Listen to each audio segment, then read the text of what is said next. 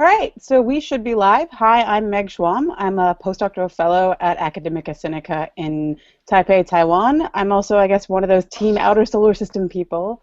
And since, there's a spacecraft hurtling towards Pluto, I kind of thought I'd want to hear from the rest of these folks about their thoughts about Pluto, the New Horizons mission, and our predictions for what we're going to see in the next 24 hours. So we've got a sort of all-star cast here, I think, pretty much, of Team Outer Solar System, plus some other friends and favorites of ours. So I'll let them introduce themselves, but I'll sort of name them as we go. So why don't we start with, on my left of the bar, Amy Barr. Oh, hi. My name is Amy Barr-Milnar. I work at the Planetary Science Institute in Tucson, Arizona. And I work on the interiors of icy bodies and the formation of the moons of the outer planets of our solar system. And Erin, how about you next? Hi, I'm Erin. I'm at University of Maryland and Goddard Space Flight Center. I mostly work on asteroids that are at sort of the outer edge of the inner solar system that we think might have come from the Kuiper Belt. Thanks so much. How about you, Henry? I'm Henry Rowe. I'm at Lowell Observatory, and I work on atmospheres and surfaces in the outer solar system, including Pluto's atmosphere. Great, thanks. How about you, Katie? Hi, I'm Katie Mack, and I do theoretical cosmology, and I am not a planet person, but I'm super excited about Pluto, and I'm here to just kind of freak out about how amazing Pluto is. We always need one of those. How about you, Kevin? Hey, I'm Kevin Walsh. Am I up? Yep. Kevin Walsh. I'm at Southwest Research Institute in Boulder, Colorado. I typically study dynamics of planetary systems, dynamics of the solar system. So I'm particularly interested in the small satellites of Pluto. How about you, Luke? Okay, I'm Luke Dones. I'm also at Southwest Research Institute. It's really quiet around here right now because all the Pluto people, except Kevin and maybe Hal, are at Johns Hopkins at APL. And I originally work on planetary rings. Right now my main thing is dynamics of the outer solar system and impacts on those bodies out there. Great. How about you, Meg? Hi, I'm Meg Rosenburg. My background is in planetary science, although I'm a science communicator at the moment. And my background is in impact cratering, so I'm super excited to find out what New Horizons has to show us about the cratering record in the outer solar system and what that tells us about the rest of solar system history and formation. And I also am a big proponent of history of science, so this whole story, this is the culmination of a very long story in the history of astronomy. Great. How about you, Michele? I'm Michele Bannister. I'm a postdoc at the University of Victoria and the Canadian National Research Council's Pittsburgh Institute. And I work on discovery and exploration of the outer solar system for new objects. Great. And how about you, Wes? I'm Wes Fraser, also at the Herzberg Institute for Astrophysics for the time being, and I study the surfaces of the Kuiper Belt, so I'm, needless to say, pretty darn excited about what we're going to learn in the next few days. Yeah, it's going to be interesting. So I guess to give a little bit of background on Pluto's discovery, we have our own historian in our midst. So Meg, do you want to talk a little bit about sort of Pluto's discovery and a bit about sort of what happened in the 1930s and why we care about Pluto now a little bit? Sure. Well, I mean, I can tell you a little bit about the discovery of Pluto, but anyone who has anything else to add, by all means, jump in. I was having a really great chat with Michele earlier this week about a female computer who was working with Lowell back in the early 1910s, early 1900s, on computing the orbit of the mysterious planet X, which is what they were looking for. So Pluto was predicted to exist long before it was actually discovered, and it was predicted based on studying very carefully the orbits of other planets, particularly Neptune.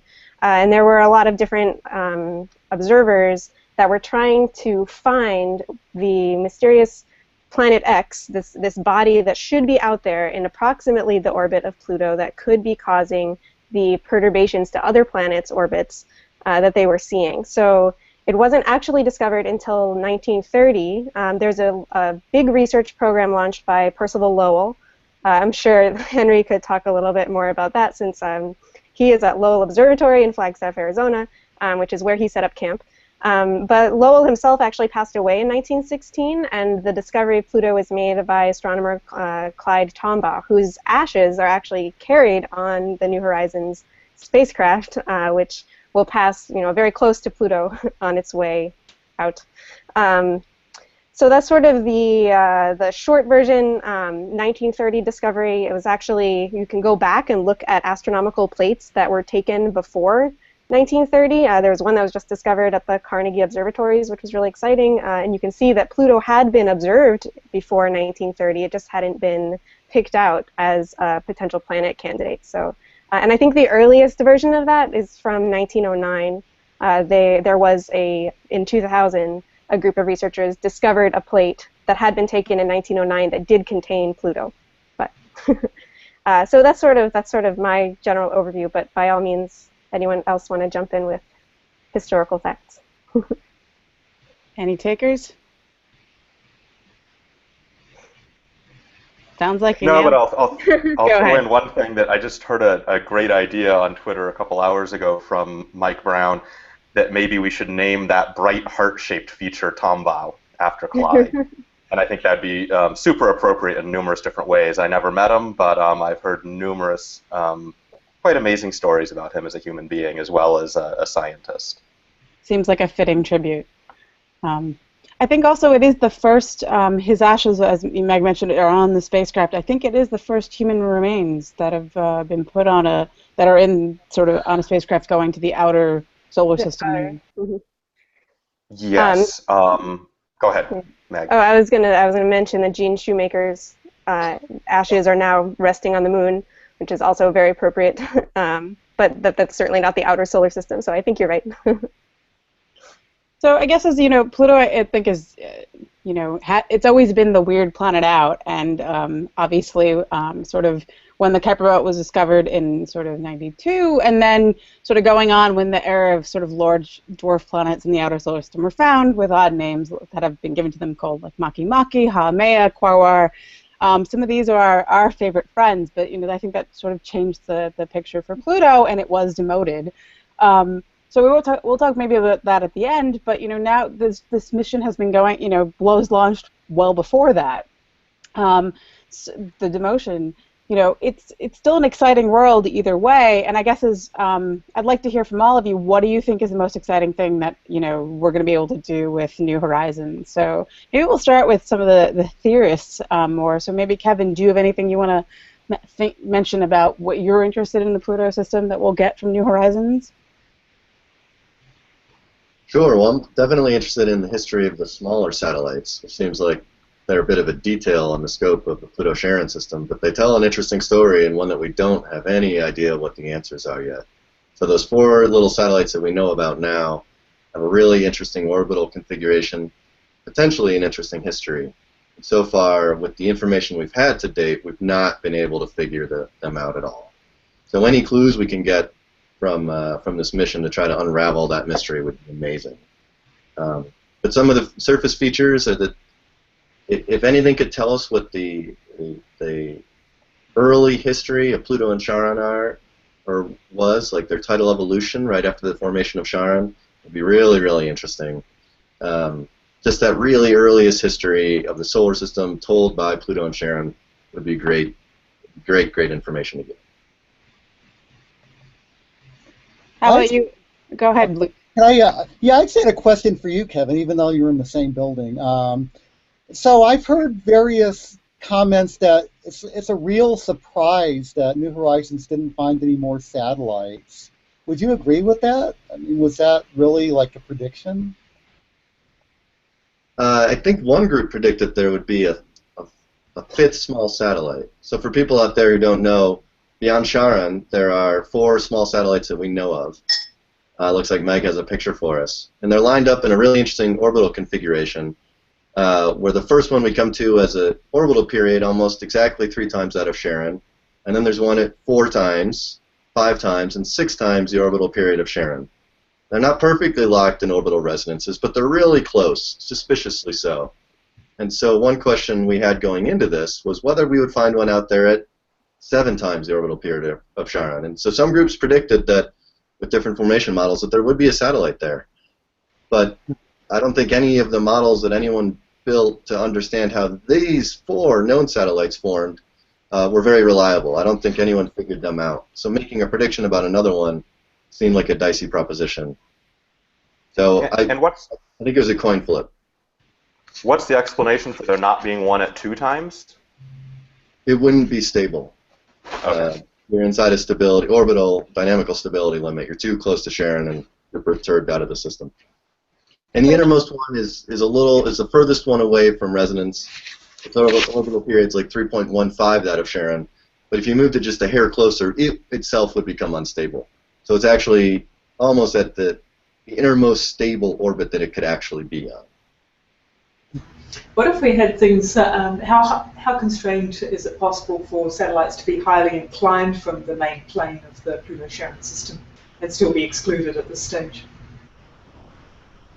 That's a really good question. I don't really know the answer to that. I don't know what observational constraints we lived with before the mission and what we have right now. I do know that these 4 satellites are very close to coplanar. So they all have very, very low inclinations compared to the Pluto-Charon system.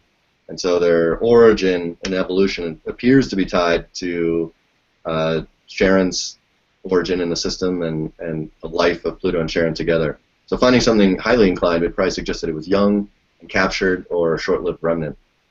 Something really interesting and bizarre like that. So that'd be super cool, but I don't know if we're constrained or not to actually detect that. And I think that brings up an interesting point because the thought is that Charon is collisionally formed. I'm trying to get the picture of Charon, but so I totally expected there to be tons of debris in the system, and I know I kind of saw when posters came out about like where there could be stability regions for debris that like some of the New Horizons team were like moseying over there to read those posters at past meetings. Because it was a concern. So I was very surprised that no safe haven orbit was like going to be isn't being used. I totally thought there was going to be lots of debris in the system, and that like New Horizons was going to have to maneuver about it because of these tiny moons. So I guess as Amy, you are one of the people I think best suited to talk a little bit about the Pluto-Charon sort of collision and why we might think that these 2 objects should be different looking as they are in the images. Well, yeah, I mean, I think that, the first big clue is that the mean density of Pluto and Charon are not the same. So they don't have the same composition.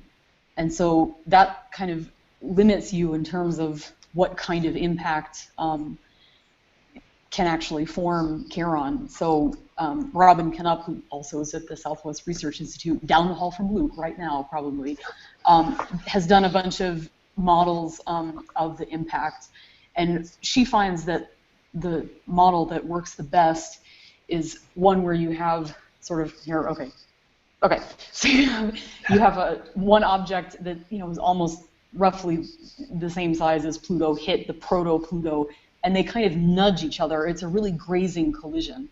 It's not at all like moon-forming impact where the 2 things really hit and the cores of the 2 bodies merge.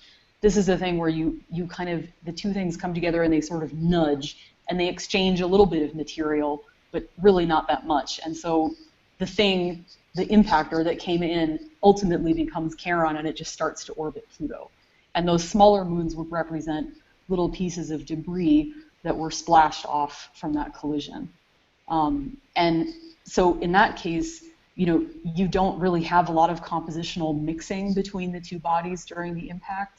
And so both bodies kind of retain their sort of primordial composition that they had before the impact. So the fact that the 2 bodies look so different is not really at all surprising. And again, we had hints that this was going to be the case because their mean densities are not similar. Right, and also the sort of surface sizes on them that we can detect from the ground are different from each other. And maybe that's something that, Wes, you can talk a little bit about. I guess there's a lot of talk about all the newness that we're discovering from New Horizons, but there's been a lot done from the ground. So I like to sort of talk about New Horizons as giving the paint strokes, the fine brush details, where we've had sort of the broad strokes But that doesn't mean we know what that picture actually fully looks like. So do you want to talk a little bit about sort of the history of sort of spectra for Kuiper Belt objects and what we know about Pluto and Charon? Sure. So Pluto is one of the few large volatile-dominated things, or at least that's what we like to say. These are objects that are large enough to keep ices that are ice, but actually pretty volatile. So, for instance, nitrogen ice, which Pluto is currently, its surface is dominated by this stuff. It is solid, but a lot of it sublimates away. And if you were to be on a slightly warmer surface or a slightly smaller body, just through simple sublimation loss, all of this nitrogen would bleed away. And this is exactly why Pluto actually has a very thin microbar atmosphere as well, because there is some of this material constantly sublimating away and then refreezing out back on the surface in sort of a cycle that's maybe a little bit reminiscent of our water cycle or something along those lines. And if you take a look at the spectrum of Pluto, which is just the reflected light split up into its colors or various wavelengths, you can see very strong features of methane and a few features laid on top of that of nitrogen. And so Pluto is got this methane and nitrogen and possibly CO as well. I'm sure they'll be commenting about that tomorrow. And those are the volatile stuff that we can see on the surface. Of course, that's not all of what Pluto is made of. And then Charon, the completely different surface, looks a lot more typical of other Kuiper Belt objects, basically doesn't have this methane and nitrogen in its spectrum. There's a little bit of a hint of it that might very well be a slight atmosphere, or it could also be contamination from Pluto from ground-based imagery. But for the most part, Charon just looks like a red or maybe gray, water ice-rich object, which is much more typical of other Kuiper Belt objects. And so when you get, there seems to be a dichotomy between the largest few things, Maki-Maki, Orcus, Pluto, and then the rest of the smaller objects, the 100-kilometer sized things. Yeah. And so I'm really excited about what those non-volatile components are, because they dominate the spectrum so well from the ground that we basically know little to nothing about the rest of the composition of Pluto, which is kind of embarrassing, actually. Yeah, but I think it's also amazing too that if you look at all the dwarf planets we have in the Kuiper Belt, they all have sort of different mixtures of these volatiles, and that changes their behavior. I don't know if that's something that maybe Henry or Michele, you want to take on a little bit of how sort of the names we're throwing out, like Maki-Maki and Quarwar, sort of differ from Pluto. Do you want to talk about that, Michele? No, you go for it, Henry. Okay. Well, it's just an amazing family of objects we have out there. You have objects like, that are more extreme versions of Pluto in terms of the hydrocarbons on the surface, like Maki-Maki. You have Haumea, which is the squashed football rock with water ice on the surface. I mean, it's just every one of these is different. Even Eris is got a different interior structure, as we're finding out now, because of finding out more about Pluto, because the density is different. But Wes, you also lead into, Meg, you'd asked about what we're doing at Keck tonight, and Wes, that was a perfect lead-in. So we have both Kecks tonight to observe Pluto. On Keck 2, yeah, I know, both, everybody. On Keck 2, it's a program of Elliott Young, and it is doing near-infrared spectroscopy at 3 microns, longer wavelength than what New Horizons can see. And so at those wavelengths are some of those heavier hydrocarbons. So we can fill in wavelengths that New Horizons instruments can't get to with that. And then on Keck 1, we are doing wavelengths that overlap with New Horizons, but we're doing it as a laser guide star night, so we can separate Pluto and Charon. We can even get a couple of pixels across Pluto. And by itself, tonight, New Horizons will do so much better than what we can do from the ground. But we've been doing this program for some years from the ground, and we will continue to do it as the seasons progress on Pluto and as things evolve. So tonight is a ground truth night. It's to connect the spacecraft data with what we've been doing from the ground and will continue to do from the ground. And right now the weather forecast for tonight looks good, so we're all pretty happy here. Knock on wood. Yeah. Let's hope the gods of Manacare will, we've already had bad weather in the last week. We've had instrument problems. Osiris got warm, and this is the first night it's been cold. And I think nobody who's observing with Keck in July has been unaffected by all the schedule changes that we've instigated because of trying to hit certain longitudes on Pluto, and it's been a crazy month. Well done, and good luck tonight. So thanks for Thank you. telling us, because I was like, you're using a laser in both Kecks. What are you doing? Yeah. I mean, it's going to be exciting, and I think the one thing I think is going to be very cool is sort of we're also can tie this into the asteroid belt. I mean, I think 2015 really is the era of dwarf planets, right?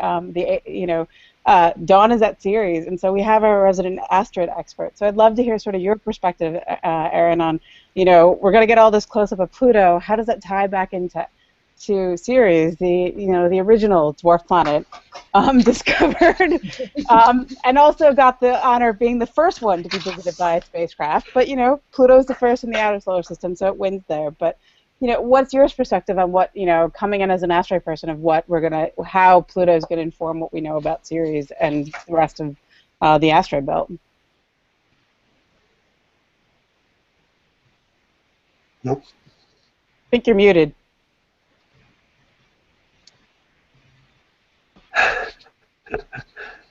Better? There we go. All right. Well, in terms of the asteroid belt, there's definitely been a lot of questions about where's the water and where did it come from. So I'm kind of interested in seeing where the ice is in the Pluto system. I saw that there's ice reported on the Charon pole as of today. Oh, cool. Yeah, and so I'm hoping that we will actually see where all the volatiles really are on the surfaces out in the Kuiper Belt, because when we look at comets, we're seeing the ice that's sort of below the surface as things heat up, and we see some ices in the sort of main belt. If you look at Themis, there's sort of this thin, dirty crust of stuff. So seeing sort of how the surface ice distribution changes as you go further out in the outer solar system and how that might tie to sort of subsurface is interesting to me. And hopefully there will be lots of data. Yeah, and I think the thing you talked about, sort of volatile distribution or getting crust. I think one of the things, one of the questions we've gotten, or at least was posted on the page before the conversation started, was what are tholins? We throw this word around. And we're like Pluto's red, and I think I was like, tholins. Why is anyone surprised? Tholins. And I think for us, this is a word we all know and love, and we don't quite mean Titan tholins. But Michele, do you want to give that a stab about what do we mean by tholins? Do I have an unmute? You're unmuted now. You're good. Okay. I think the thing about tholins is in some ways just how mysterious a concept it is. And I mean, it's a lovely word, right? It's this beautiful word that was coined appropriately enough by Carl Sagan back when these things were just being worked out. Is you take methane, you take something that has carbon in it, and you irradiate it with energy at the edge of the solar system for this very long period of time, millions, if not billions of years. And the chemistry of the methane and the carbon molecules changes such that you get long-chain hydrocarbons. And then it starts getting a little bit tricky beyond that point. So, Sarah Paul's works a lot on trying to understand the more familiar class of tholins that we have on Titan. But working with the ones that you have at the edge of the solar system on Pluto, I don't feel that we have a particularly good handle on them yet, except to know that when they reflect sunlight, they produce a very red effect on the light that they modulate and reflect. So we know that they produce that effect, but we don't necessarily know what their chemical structure is or exactly what their composition is, or even, for example, what surface features they might form as a result of having a pile of these long carbon molecules in one place. Do we expect pools? Do we expect crystalline features? Do we expect fairy castles of tholin ice? I don't know. Right, and I think it's worth saying, and Wes is probably smiling, because this gets sort of put into spectra as there's a reddening slope, and it's that's tholins. Mm-hmm. It's the irradiation crust we think is there. I hate that word. It's the stuff we know is kind of there, but not. Let's see if I can bring this up. But I mean, we kind of know this stuff's on Pluto because we've seen in. I mean, this is the best resolution. Let's see if it will show. Present to everyone. This is the This is the Hubble Space Telescope maps. Maps of Pluto, sort of using Sharon occultations, and you really can see. I mean, it's a spotted molten surface. This is the best resolution we had from, Earth basically, or Earth orbit. And the thought is that reddish, the darkish things are the tholins, the irradiated methane, and that everything else is, the more pristine ice. So I think it'll be really exciting to sort of see the surface features. And I think that ties into as well is like what happens when there's craters. When you hit this kind of organic gunk. I don't really have any good feeling. Luke, you've thought a lot about cratering and icy bodies. What do you think that we're going to see on the surface? I mean, we're going to see these reddish patches and ices. What else are we going to, see? You think? Well, Bo Bierhaus and I wrote a paper in the Icarus special issue, which has lots of good stuff, including Amy's paper on what Karen might be like. Doodly impact. But so we basically we've done a lot of work on trying to understand the cratering history of the Saturn satellite. So we just took the same model and applied it to Pluto and Charon. And sort of a surprise was that the cratering rate on Pluto and Charon was lower than you might have naively thought it was. I mean, you might have the idea that, well, I know you wouldn't have the idea, but some people might have the idea that, the Kuiper belt is just like things are going bing, bing, bing into each other all the time, but they're separated they're in a huge volume of space, the impact speeds are low, and so basically we assumed Pluto and Charon had icy surfaces, water ice surfaces, and then used crater scaling relations to predict the impact rates. And so you get that if there were no resurfacing, they would look kind of like Rhea, Saturn satellite Rhea, which is a heavily cratered satellite, but no more heavily cratered than that. Now, we made a big point of saying in the paper that, well, Pluto especially, there are resurfacing mechanisms. There's this transport of nitrogen, and there could be kilometer-thick layers of nitrogen, and so Pluto might be relatively uncratered. Charon, there's less in the way of resurfacing mechanisms, but at least from what we've seen so far, it doesn't look like either one is very heavily cratered, so maybe there's substantial resurfacing on Charon as well. We didn't try modeling cratering in the non-water ice surfaces just because we couldn't find any relevant experimental data that would have allowed us to do that. So Luke, what's the largest crater on both bodies that you would expect to see, given a few billion year age for the presumably large resurfacing that created Sharon during that crater? Yeah, I mean the biggest,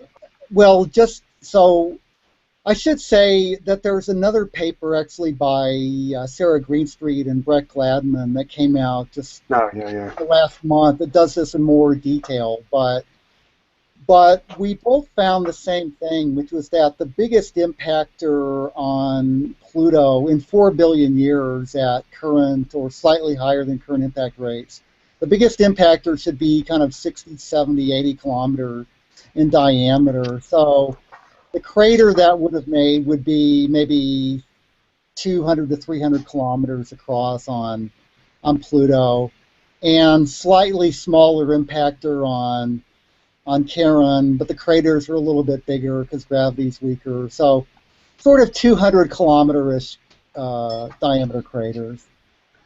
We should run an over-under on that. I have a question. Can you say a little bit more about the resurfacing mechanisms? Like, how do you do that? Like, what kind of active geology would you need to smooth over these craters? Yeah, well, so I mean, just the idea is that there is there is a measured nitrogen escape rate from Pluto, and if you just extrapolate that for 4 billion years, it's equivalent to a kilometers thick layer of nitrogen. Now, we don't think that the entire surface of Pluto is covered with kilometers of nitrogen because a lot of it does escape, but as I believe Wes said, there is basically an analog of the water cycle where stuff is getting transported from warmer areas to colder areas and condensing out near the poles. So it could be that near the poles you really do have a kilometer of nitrogen or so. And I mean, if you look in the image up, right, there's there's dark areas and more in the equatorial bits, and there's more lighter at the poles. I do believe that New Horizons confirmed a pole on Pluto in the last press conference, or maybe I got that wrong. It was Sharon, but I think it was Pluto.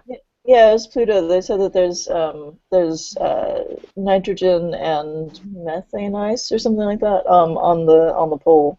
So is it kind of, I mean, can I think of this as like Pluto is covered with a sort of nitrogen sludge that like kind of moves around the surface and kind of smooths out the whatever remnants of collisions? More ice, actually. More as filigree. You're thinking like of a sublimation filigree coming down in the same way that you get like, rime ice forming on things. More of that visual image than a sludge, I think, at this stage. Okay. And then, well, maybe the tholins are like more solidy, tarry kind of, solid, blackish kind of sludge. But it's solid probably at this point. Yeah. Think of it more as a barbecue in an ice storm. There you go. There's a barbecue in an ice storm. I like that. Okay. That's good. Amy, do you want to say anything about that? You sent me a couple sort of images of different solar system bodies. So I think you've got some strong opinions of what we might be seeing with New Horizons as it gets closer. Do you want to talk about those a little bit? Well, I have strong opinions, but I guess we'll see whether we like strong opinions. are going to be correct or not. That's what we're here for. I should mention this is pretty much like anyone who I wanted to hear all these opinions, and 140 characters wasn't going to do. So this is why we're here. So Amy, all right. Well, many years ago, starting about 10 years ago, I had an office across the hall from Alan Stern, and Alan knew that I was an icy satellites person, and he used to like to tease me a lot, and so he and I actually made a bet a long time ago. He probably doesn't remember this, that if Pluto looked exactly like Ganymede, which is a moon of Jupiter that's covered in really bizarre tectonic features, that I would win a 6-pack of beer.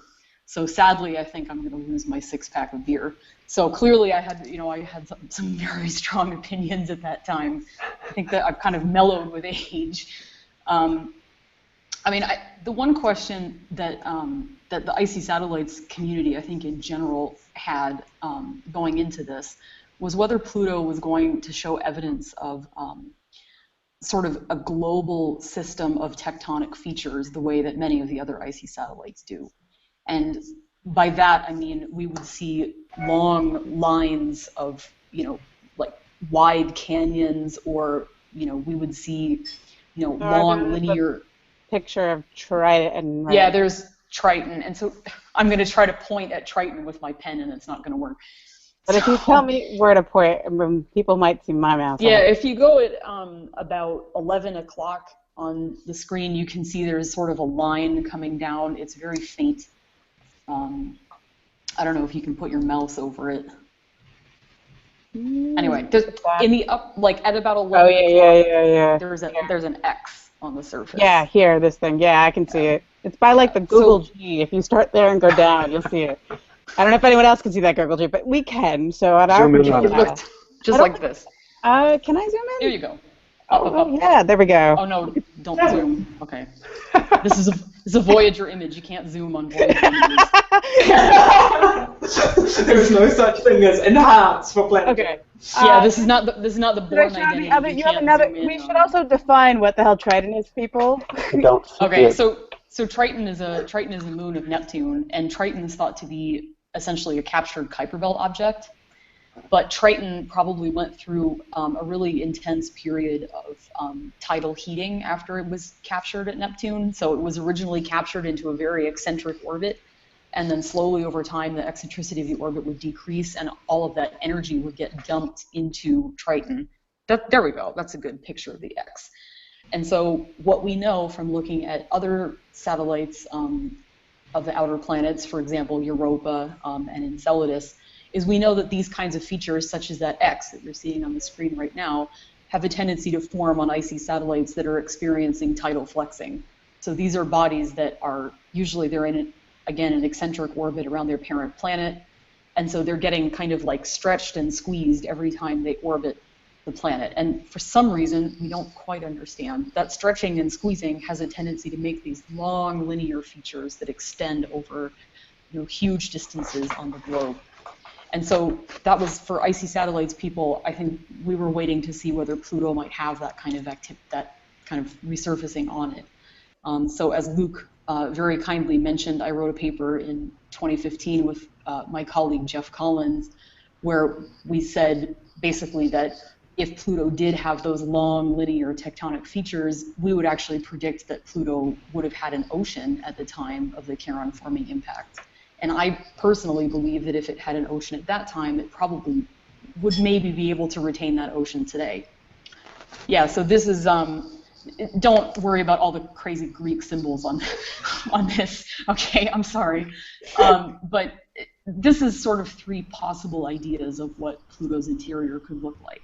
So on the left, that's called a, well, actually, let's start on the right. So on the right is the simplest possible interior structure that you could have, which is that Pluto's interior is made of just a mixture of ice and rock. So I like to think of this as like the chocolate chip ice cream model, okay? So where the ice cream represents the ice and the chocolate chips represent the little pieces of rock. And so that's, yeah. So in that case, that would suggest that, you know, if Pluto looks like that today on the inside, then that would suggest that Pluto had never really melted or experienced any big energetic events in its history. The middle structure is a structure where essentially all the chocolate chips have now sunk to the center of the planet.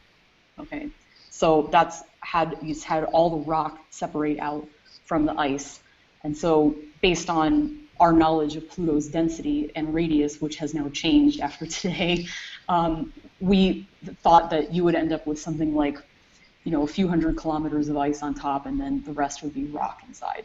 And then on the left, that's the most sort of extreme scenario where you have an ice shell and then an ocean underneath and then rock. So those are sort of three possible models. And I would have to say that, you know, I think that model A is probably pretty unlikely after what we've seen. You know, Pluto doesn't look to have, again, a global network of these long linear features like you have on the other icy satellites. So that suggests to me that, you know, maybe Pluto would have been sort of cold and dead for most of its history. And one of my colleagues... We still got the heart-shaped feature. You have a look at it close up. Yeah, I may still win my beer from Alan. So it's been a long time. Probably doesn't remember. He will now. But, yeah, that's true. That's true. Can I ask about the possibility of plumes? Well, so the plumes that we see, well, there are basically two types of plumes that we see in the outer solar system. One is the types of plumes that we saw at Enceladus, where coming out of the centers of those long linear features, like that X that we saw on Triton, you actually have like a sheet of water crystals that are erupting from the center of that feature. So I don't really think that it's likely that Pluto will have something like that. That really requires a huge amount of tidal energy. And what's driving that energy is the orbit of the satellite around a giant planet. Okay, Pluto is not orbiting a giant planet, right? It is its own planet. There's nothing pulling and stretching and squeezing Pluto. So I don't really think that we'll see something like that. But interestingly, you know, Triton has these weird, like, black smudges on it, so that we saw with Voyager, and some people believed that those might be plumes. So, yeah, I don't know if you can see it on the bottom of the Voyager image there, right there. black streaks. It looks like somebody took a charcoal on a canvas and went like that. Yeah, and so I don't know, maybe Pluto could have something like that. But again, the energy to drive that comes from Triton's orbit around Neptune, which is an enormous planet. But that could happen. So I guess one thing to, there's still a lot of things that, we're going to see as the data comes in and New Horizons gets much closer. It's going to take a year for to get, or a little more to get the data all back, which is sort of astounding. But, 30 AU is pretty far away. But I think as, we're coming all in from this sort of planetary science, planetary astronomer perspective, I'd love to hear it sort of be from Meg and Katie. Like, what do you guys feel like when you see this, especially Katie is a cosmologist, so she's pretty much, coming from this sort of a totally different perspective, and is at a cosmology conference in London. So, what did you feel like when you sort of hear us talking about it and seeing these images? I mean, I'm just completely beside myself with excitement about this whole thing. I don't even know what to say. It's just super awesome. I'm learning a lot about the outer solar system and planets and atmospheres and things like that. But just seeing the new pictures and learning things that we never knew before about this whole world and its little system is just unbelievably exciting. And and the idea that there's like weird geology going on is super cool. I mean, one of the things that I found most exciting about the Rosetta mission is just seeing how geology is different, because in that case you're on a comet and the gravity is really low and you've got these sort of weird processes that can't happen in other places, and so seeing stuff on Pluto where you have kind of this different kind of atmosphere, and you have these two bodies that are very different compositions right next to each other. All of that is really exciting to me, and just seeing a different kind of I don't know, a different kind of world, and one that's very alien. I'm really just soaking this stuff up, and especially like today, learning about the possibility of material transfer between Pluto and Charon, and how that might work. That kind of blew my mind. So yeah, every day my mind is just being completely blown, because this is all new to me, right? Like I didn't know this stuff before. Welcome to the solar system. Yeah, and the pictures are the best picture ever taken of Pluto and Charon, and just seeing each a new one of those come out every like 12 hours or something is amazing. So yeah, I'm really enjoying it. What about you, Meg? You kind of come in from the science. I'd say I'm kind of straddling two worlds a little bit, because I'm not in the outer solar system community of planetary scientists, but I am also on the science communication side. So it's actually been really interesting, like many of these spacecraft events, like the recent Rosetta comet landing, there's kind of two timescales that's really just interesting to observe. There's the media timescale and there's the science timescale, and it's just really fascinating to me that tomorrow is the big event, right? That's when we're going to say whether it was a success or not. But we're going to continue getting the data back over the next, 16 months or something like that. So, we, like Katie said, we keep getting the best image, but that actually isn't going to stop for a little while after tomorrow, or at least our understanding of how to interpret the images is going to keep evolving for months after this.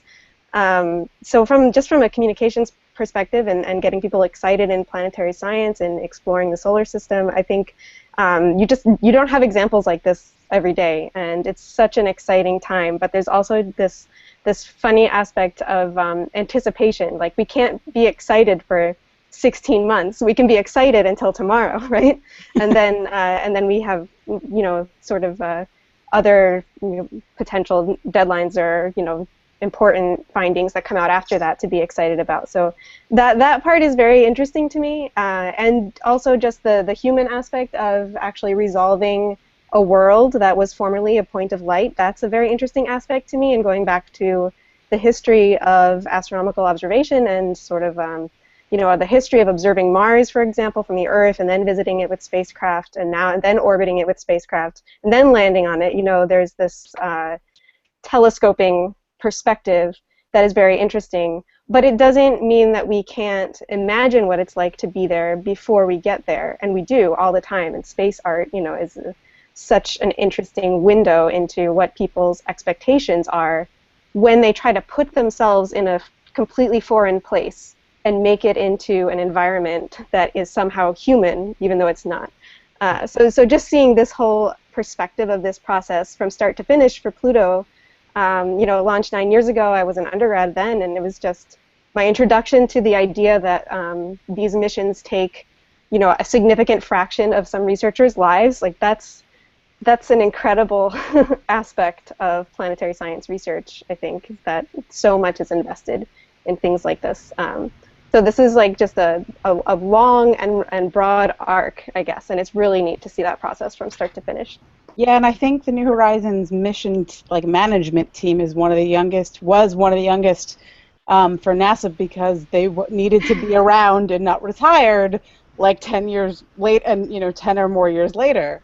So I do think they were. I think I remember reading that they were one of the youngest teams on average, because you won't want your lead programmer to be retired if there's a glitch, as there was a minor glitch. Meg, it's interesting that you bring that up because one of the next missions, so we have Juno coming up, but the next big mission to the outer planets will be the mission to Europa, and so they've just selected teams for the mission to Europa. And one of the requirements in the proposal was a succession plan. Wow. So it's run by senior people, and everyone has a junior counterpart, like myself as a junior counterpart. And what really is funny to me is that on both of those teams, I am the junior counterpart of the guy who is in the best shape and the youngest. And he runs marathons. The guy's going to outlive me. I know it. But it's amazing to me to think that that the mission will end. I just was setting up the subcontracts, and the end date of the subcontract is 2035. Wow. Yeah. Wow. I don't even know where I'm going to be in 5 years, let alone 35. I don't know either. I don't know what's going to happen. So it's it's really frightening. Everybody was talking about the long mission duration of New Horizons, and actually the Europa mission, I think, is going to push that envelope even further. Yeah. Yeah. I just wanted the to New point out. Horizons mission. Oh, sorry, Aaron. Aaron, Okay. go ahead. Yeah, I just want to point out that that some of the astronomy missions are just as long. Spitzer was planned before I was born, and I worked for Spitzer before it launched. So these things sort of stick around for 25 years. Well, there are kinks in the system too, with launch vehicles and changing the ways we get the spacecraft into space. That was certainly our problem with Spitzer. We thought we were going to go on the space shuttle in the original design, and then Challenger happened, and the great observatories all got changed. And instead, we went on a rocket by ourselves. So the astronomers deal with some of the same pain with needing succession plans for everyone. I like to think of this as sort of humanity's warm up for generation ships when we go off and populate the rest of the galaxy, and we have to. It's the people who launch. It's their grandchildren or whoever will actually reach the destination. I mean, I think this is sort of the first step to that. Starting missions that you will not be able to see the end of. Yeah, it's the first step, but there's still lots we need to understand before we send out generation ships to Alpha Centauri B. We still have lots to do in our solar system. And so one of the things that I am curious of in sort of the latest results that have come out is that Pluto is the biggest Kuiper Belt object that we have, but it is less massive than Eris, and I think that is still a bit surprising for me. So the values that come in now are 2,370 kilometers for the diameter of Pluto, plus or minus 20 kilometers, and Eris reigns in it just a little bit smaller at 2,336 plus or minus 12 kilometers as of the New Horizons results. And, you know, so yeah, Pluto's a little bit bigger, but Eris and Pluto, for all practical purposes in our minds, are the same size, but practical purposes are the same size, but Eris is 25% more massive, so it's, you know, 25% more dense. So there's more rock in that mixture than there is ice. And so I think that's, for me, still surprising is how the hell do we do that? Plus, there's a whole bunch of other Kuiper objects. Wes, correct me, does Quaoar still have a weird density or not? Not as weird. Not as weird as what we originally guessed, that's for sure. But again, so for me, that still seems weird. How do you get these two to be so different if I expect that the impact history is probably similar? Kevin, do you have any thoughts about that? Wes, do you have thoughts about that, or Kevin? Go ahead, Kevin, if you want. Oh, take it. I think, Meg, you said something that actually is slightly incorrect. I don't think the impact histories are the same, and not even close.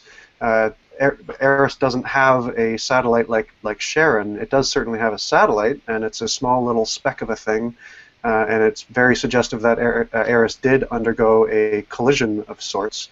And then if you tie that together with the density, it seems like a reasonable thing to state that the reason why the densities are different is because they have different collisions, and that is also evidenced by their satellites. Of course, we don't really understand the physics of the collisions well enough to make that statement quantitative, but that to me seems like a pretty straightforward explanation that might not even be in the realm of unicorns. Yeah, so I guess for me, I would think is that Pluto's differentiated, and so when it gets hit, you knock off more ice, and so it should be more. Well, they both could be fully differentiated. I think that would be quite a reasonable thing at that size. So I would have just thought the Pluto-Charon collision would have made Pluto more dense, because it would have knocked off more ice. In my head, that's the way I see this. Maybe this is not a huge deal. I don't know if anyone else wants to chime in. Probably Amy has some thoughts on this. It's really, really hard to change the density of a Kuiper belt object in a collision. And I know this because I, a couple of years ago, set up 400 collisions on my computer in my office and then went to Croatia for 3 weeks. And I came to sit on the beach, and then I came back hoping that I would have made Eris, and actually I didn't. And it's so hence I haven't published the paper because it was the worst null result of my career. Okay, so it's actually really hard because the collisions out there are relatively gentle. Yeah. So you don't really vaporize a lot of ice, and even if you did vaporize a lot of ice, there's not really any way to remove it. Like, it has a tendency to come back. So you have to have some really weird, freaky collision where, you like come in and you grab the mantle off a differentiated Eris, and then it like leaves and takes all the angular momentum and all of this mass with it. And it's not really clear to me how that happens. Like, for example, Zoe Leinhardt has done some really nice collision simulations trying to look at the formation of the Haumea system, and in her best outcome, she only increases the density of Haumea by like a few %. And she needs to get it from like 2 to 3, and she gets it from like 2 to 2.1. So it's really tough. It's really tough, and it's not really clear to me how that happens. Well, so what about collisions in a region of this solar system that isn't the Kuiper belt, i.e. the early solar system where in the protoplanetary disk when they were much closer? Does that help you in any way? Well, I think I have to refer you to the protoplanetary disk department with Kevin Walsh on that. It would help to have higher velocities, but I should ask the disk department to weigh in because that's not really. Luke, what do you think? I feel like this is more your department. Hot potato. It's also a really tough question. Yeah. Back to you, Kevin. I mean, it would definitely help being closer, to the sun, but, the typical velocity only goes at square root of distance and, inverse square root of distance, and even in the Nice model, you're not going to be having all these objects be at 5 AU or something. So maybe Pluto was once at 15 AU or something, so you can have the collisions be, you know, maybe up to twice as fast, but I don't think that's going to help that much, off the top of my head. And I think, as you know, we'll hopefully learn more as you know, maybe, you know, as we hopefully will discover more of these objects further out, you know, and find more dwarf planets. Maybe we'll be able to. I'm sure they're looking out much further than we, you know, in the, or, you know, further out and from the set that we have. But, you know, it is weird to me that these two just are the same size, but yeah, again, just weird masses.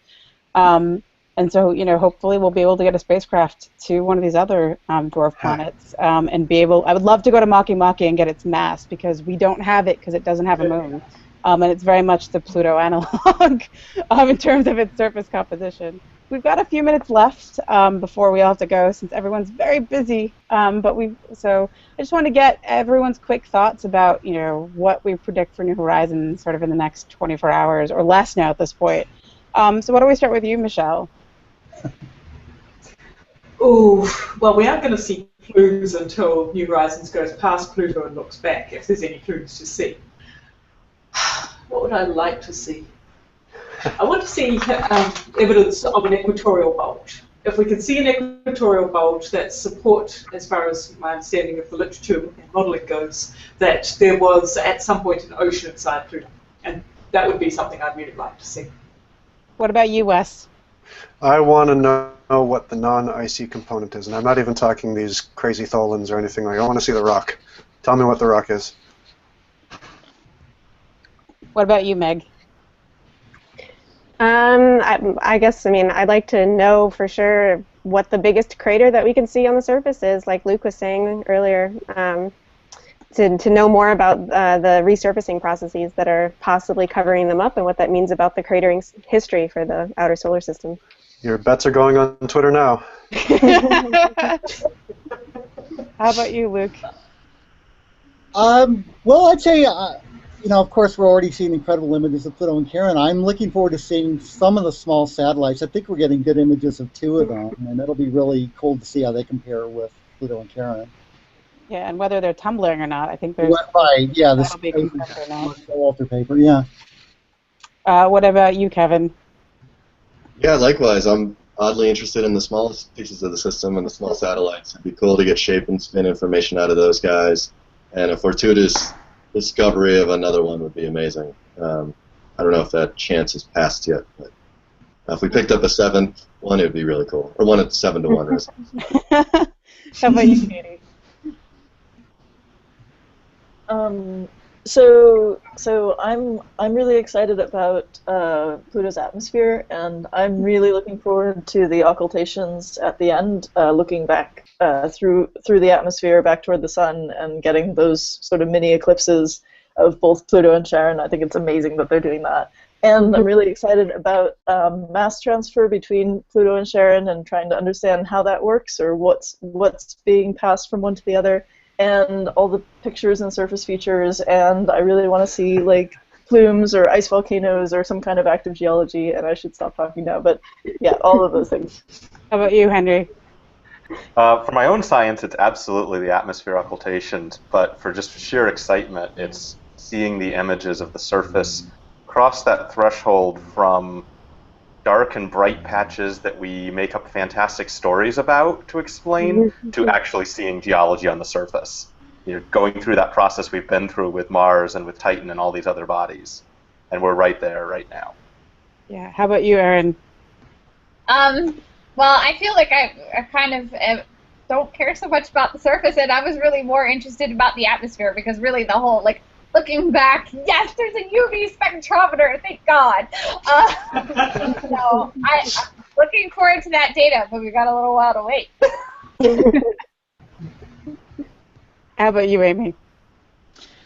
Well, I'm still holding out hope for some kind of tectonic features on Pluto, which again I think would be indicative of a past ocean. I think that would be really exciting.